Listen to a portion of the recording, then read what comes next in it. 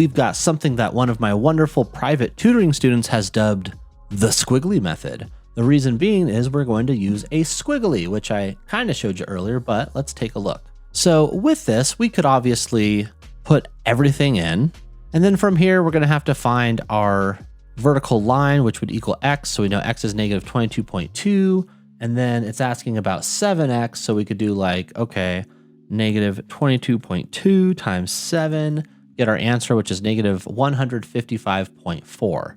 Cool.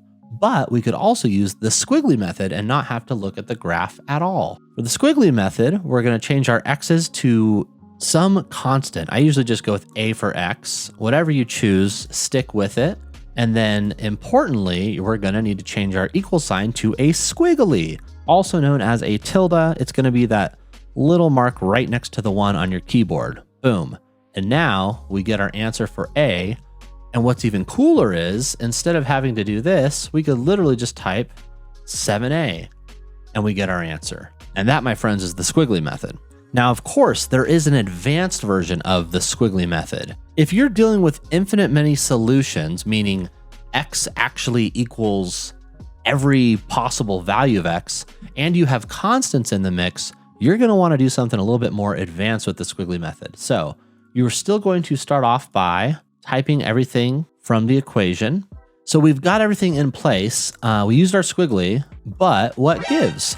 Well, last time you remember we changed x to a, right? Now, if we do that here, it is going to give us some stuff. And unfortunately, this stuff is not true. Again, it's because we're dealing with infinite many solutions, and this says a equals 1, but x should not just equal 1. X needs to equal all the things. So instead, what we have to do is say that a equals random, and then we're going to put some number. 5 usually cuts it, but you could do 5, you could do 50, you could do 599. And you can see we're going to get some different values for C and D, and these are the real values for C and D. So this is how we would know that our answer for this one is 450. And you might be wondering, what the heck is this, man? So basically, since I said A needs to equal all the things, that is to say, X is supposed to equal all the different values of X, the command random is going to choose some random values, and then this number is going to be the number of values. So if I say random 1, it's only going to give us 1 random value for A. If I say random 2, it'll give us 2 random values for A.